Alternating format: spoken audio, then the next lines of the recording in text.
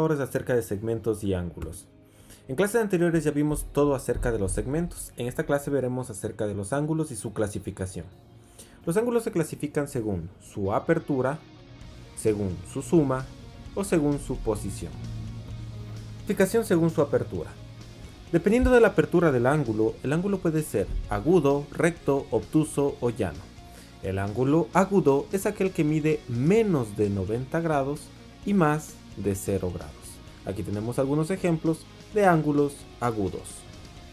Notar claramente que estos no superan los 90 grados. También tenemos el ángulo recto, que es aquel que mide 90 grados y sus lados son siempre perpendiculares entre sí. Claramente tenemos un ejemplo de un ángulo recto que siempre va a ser representado con este pequeño cuadradito que lo estoy señalando a continuación. El ángulo obtuso es mayor que 90 grados, pero menor a 180 grados. Tal como muestra la siguiente figura, los ángulos obtusos son aquellos que están en este momento en azul. No van a superar los 180 grados. Y finalmente el ángulo llano, que es aquel que mide 180 grados. Igual que si juntamos dos ángulos rectos. Es decir, el ángulo llano va a ser la suma de dos ángulos rectos y siempre va a ser una línea recta tal y como se muestra a continuación. La clasificación según su suma es un tanto diferente. Tenemos complementarios y suplementarios. Los complementarios son aquellos que, luego de sumar, dan como resultado 90 grados. Aquí tenemos un ángulo complementario donde la suma de estos dos, el primero vale 20 grados y el segundo 70 grados. Entre ellos da un total de 90 grados. Recuerden, los complementarios siempre darán 90 grados. Y los suplementarios, cuya suma dan un total de 180 grados.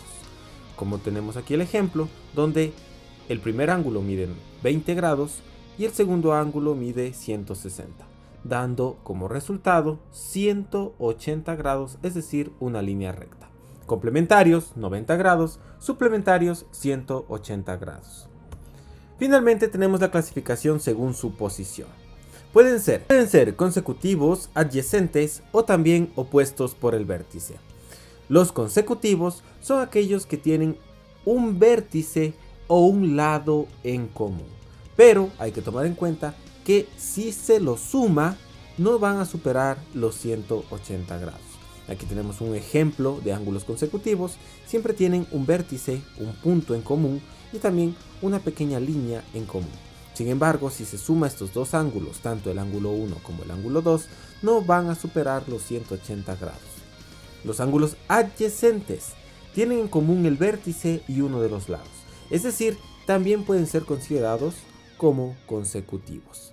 Pero, a su vez, la suma de estos debe dar como resultado 180 grados. Es decir, los adyacentes también pueden ser considerados como suplementarios, que son los opuestos por el vértice, que son aquellos que tienen solamente un vértice en común. Como nos podemos dar cuenta, solamente tienen un pequeño punto en común. Ningún lado entre ellos se chocan, más bien parecen líneas cruzadas. Y ángulos opuestos son exactamente iguales.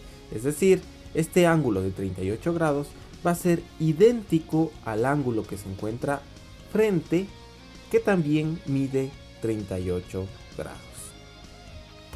A continuación voy a dar una pequeña explicación acerca de la tarea. La tarea dice identificar los siguientes tipos de ángulos. Las siguientes figuras representan un tipo de ángulo según su apertura. Identificar a cuál de ellos representa.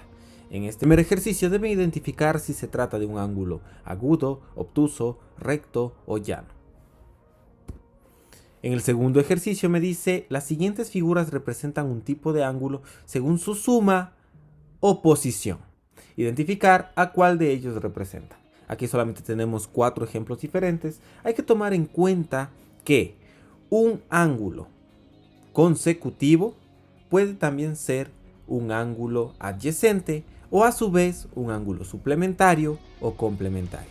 Es decir, cada uno de estos ejemplos puede tener 1, 2, 3 o más diferentes clasificaciones implícitas en cada uno de ellos. Espero me hayan comprendido la clase y si tienen alguna duda estaré gustoso en ayudarles. Muchas gracias.